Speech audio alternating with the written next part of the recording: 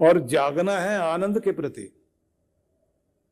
आनंद में जाग जाएं आप और आनंद में ही जिए, आनंद में ही कर्म करें, तो इसका मतलब है आपकी जिंदगी में सत्संग शुरू हो गया, गुरु की कृपा शुरू हो गई। भगवान कह रहे हैं कि तुम पुण्य लोकों से होते हुए इस धरती पर जन्म ग्रहण करोगे, क्योंकि तुमने भक्ति की थी। और जैसे पुण्य लोकों से होकर के इस धरती लोक में आए तो श्रीमताम गेहे, किसी ऐसे समृद्ध परिवार में जो धर्मात्मा परिवार है, ऐसे घर में जन्म हो गया। या ऐसे कह लीजिए श्रीमंत सिर्फ वही नहीं जिनके पास धन है, श्रीमंत वो है जहां सब तरह के काम आसानी से, जिंदगी की दिनचर्या आसानी से चल सकती है, लेकिन भक्ति भी है, श्री भी है, धन से ज्यादा धर्म है, संस्कार है। तो वहीं पर गुरु भी मिलेंगे। गुरु मिले तो सत्संग शुरू हुआ, सत्संग शुरू हुए तो मतलब ये कि मनोदशा फिर आपकी बदलनी शुरू हो गई। मनोदशा जैसे आपकी बदलनी शुरू हो गई, अब आप विधि विधान में भी भगवान के विश्वास करते हैं। विधि विधान के अनुसार अब सोने का समय, अब जागने का समय, अब कर्म करने का समय, पूजा करने का समय, अब बड़ों की सेवा का समय है, अब रोजी रोटी कमाने का समय है। अब उम्र का वो ढलान और पड़ाव आ गया कि अब थोड़ा थोड़ा वैराग्य लें, क्योंकि दुनिया से छूटने का समय आ गया है। धीरे धीरे करके घर परिवार, दुकान, जमीन जायदाद, ये संसार, ये सब कुछ छोड़ना पड़ेगा। तो मन से छोड़ दो पहले, तन तो छूट ही जाएगा। तन छूटे उससे पहले मन से संसार की पकड़ छोड़ दीजिए, और पकड़ भी छूट जाए और अकड़ भी छूट जाए। जो अकड़ते थे ना, अब वो सारी अकड़ पकड़ सब छोड़ के आप इतने सरल शांत सहज हो जाएं कि अब जहां वो ले जाए वहां जाने को तैयार हो जाएं, जैसे वो रखे वैसे रहने को तैयार हो जाएं। और जिसको कबीर कहते हैं, जिस मरने से जग डरे मेरे मन आनंद, मुझे अब डर नहीं है, मैं आनंद में हूं, क्योंकि मैंने अपने आप को मुक्त कर लिया संसार से। और अब आनंद में जीते जीते अब तो उस पार जहां जाना है वहां का भी साम्राज्य भोगना है। जिस मरने से जग डरे मेरे मन आनंद, मर करके ही पाइए पूर्ण परमानंद। पूरा आनंद तो परमात्मा का मर करके ही पाएंगे, क्योंकि अब हम जाएंगे तो दुनिया में नहीं आएंगे, अब तो परमात्मा की दुनिया में जाएंगे, उसके लोक में जाएंगे जहां आनंद ही आनंद है। देखा जाए तो आदमी हमेशा यही सोचता है कि वहां का तो पता नहीं, इस दुनिया का पता, भगवान अगला जन्म दे तो बस यहीं हम आए और बहुत सारा सुख आनंद हो जीवन में।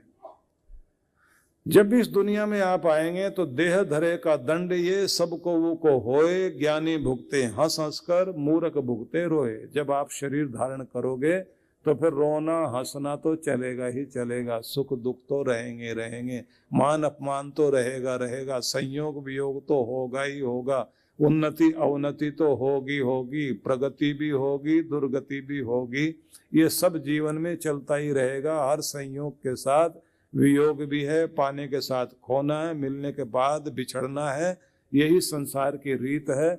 और जब कोई चीज मन के मुताबिक होगी तो आप बहुत खुश होंगे, और जैसे आपके मन के खिलाफ कोई चीज हुई आप माथा पीटेंगे, और पूरी जिंदगी ऐसे ही बीतती है। लेकिन जब आप परमात्मा से आनंद में जुड़ जाएं, मोक्ष में जुड़ जाएं, तो कहते हैं जो इस सृष्टि में, इस धरती में जितना भी सुख शांति चैन प्रसन्नता प्रफुल्लता खुशियां हो सकती हैं, उसका हजारों गुना आनंद तो आपको समाधि में मिलता है, और जो समाधि में मिलता है उसका करोड़ों गुना आनंद आपको मोक्ष में मिलता है, जहां आप इतने समय तक आनंद भोगते हैं कि 36,000 बार ये सृष्टि बने और 36,000 बार मिटे। मतलब सृष्टि का काल जो है और प्रलय का काल दोनों बराबर माने जाते हैं। तो अभी इस दुनिया को बने हुए हमारे ग्रंथों के अनुसार 450 करोड़ साल के लगभग हुए हैं। और समझ लीजिए अभी आधे में भी नहीं आए हैं। अभी तो आपका जो है ये सतयुग के बाद त्रेता, द्वापर, कलयुग। कलयुग का कौन सा समय चल रहा है अभी? कलयुग का प्रथम चरण है, जो आपका संकल्प कराते हैं ना पंडित लोग, कली प्रथम चरण है ऐसे बोलते हैं। कली के प्रथम चरण में है हम। 5226 वर्ष के लगभग अभी कलयुग को बीते हैं। और कलयुग कितने समय तक रहेगा? 4,32,000 साल। और इससे दोगुना था पिछले वाला समय जब कृष्ण भगवान आए थे ना। कृष्ण भगवान जब आए थे तो इससे दोगुना था वो समय। कितना? 8,64,000 सालों तक द्वापर रहा। और ये 4,32,000 को फिर 3 से मल्टीप्लाई करके आप इसे आप देखिए, उतने समय तक जो है फिर त्रेता था। और 4 को 4 से गुणा कर लीजिए, उतने समय तक सतयुग था। तो ऐसे गिनते चले जाइए, और ऐसे ही ये 4 युग हो गए। ऐसे ये युग चलते रहे और ऐसे फिर मनवंतर आते रहे, और 7वां मनवंतर ये चल रहा है।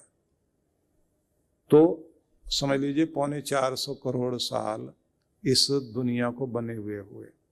और आपके साइंटिस्ट लोग कहते हैं कि ब्रह्मांड की उत्पत्ति हुए 1400 करोड़ साल हो चुके हैं। इंसान धरती पर आया 300 करोड़ 450 करोड़ साल पहले इंसान नहीं आता। पहले वनस्पतियां, औषधियां आती हैं, खाना पीना पहले आता है, फिर खाने वाला आता है। ऐसी व्यवस्था की हुई भगवान ने। माँ के पास पहले दूध आएगा, फिर उसका बच्चा जन्म लेगा। दूध 1 महीना पहले ही आ जाता है। और बच्चे के जन्म लेने के बाद भोजन पहले से ही मौजूद था। इसलिए कहते हैं जब दांत न थे तब दूध दियो।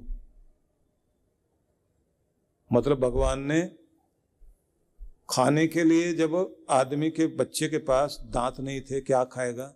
तो उस समय का भोजन क्या बनाया? दूध। जब दांत न थे तब दूध दियो। जब दांत दिए तब अन्न भी दे है, तब अन्न देता है। जल में थल में पशु पक्षिन की सुधि लेहत है, सो तेरी भी ले है। काहे की सोच करे मन मूर्ख, सोच करे कछु हाथ न आए है। जिसने तुम्हारे जल थल में रहने वाले जीवों का भी ध्यान रखा हुआ है और सबका पालन पोषण करता है, तो मूर्ख होकर क्यों चिंता करता है? जो सबका ध्यान रखता है वो तेरा भी ध्यान रखेगा। उस पर भरोसा कर, उसके कारण ही तेरा जीवन है। तो इतने समय तक, मतलब ये समझ लीजिए कि एक सृष्टि को अगर आप यही मान लें कि अभी आधे तक हम आए हैं, तो 700 करोड़ साल तक भी मान लीजिए एक सृष्टि रहेगी।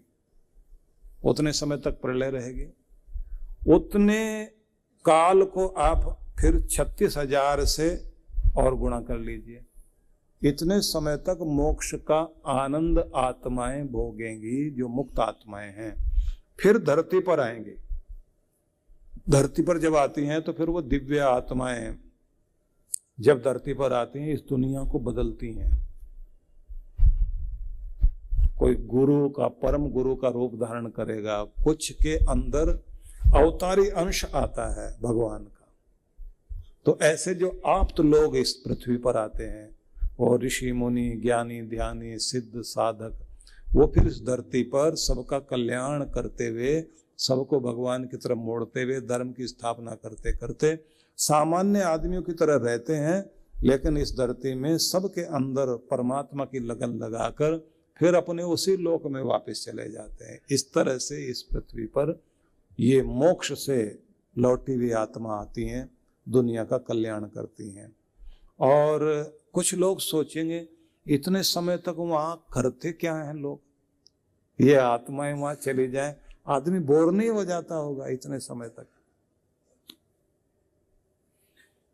अब जरा सोच के देखिए कि अगर आपको जिंदगी में सबसे ज्यादा आनंद में रखा जाए, इतना आनंद कि अब आप आनंद में, प्रसन्नता में, खुशी में इतने आनंदित हो गए, आंखें बंद, और आपका मन कर रहा है कि आंख ना खोलो, ये पल यहां ठहर जाए, ये खुशी जो मिली है अभी इसे कुछ चुरा न ले। उस क्षण में जब आप घंटों बीत जाए तो आप क्या कहते हैं, पता भी नहीं लगा कि कब कितना टाइम बीत गया। तो वो जो कहते हैं ना कि गम की कटती नहीं एक रात, दिन गुजर जाते हैं 100 आराम के, क्या बताऊं गालिब गम बुरी बला है, दुख बहुत बुरी चीज कि उसमें एक पल बिताना मुश्किल, और सुख के 100 दिन भी ऐसे बीत जाते हैं जैसे एक पल बीत गया। वो 36,000 सालों को, मतलब 36,000 बार सृष्टि बने बिगड़े 700 करोड़ को आप जोड़ते चले जाइए, इतने समय तक वो आनंद भोगते भोगते भी इस आत्मा को यही लगेगा कम है, और मिलना चाहिए, और मिलना चाहिए, और मिलना चाहिए।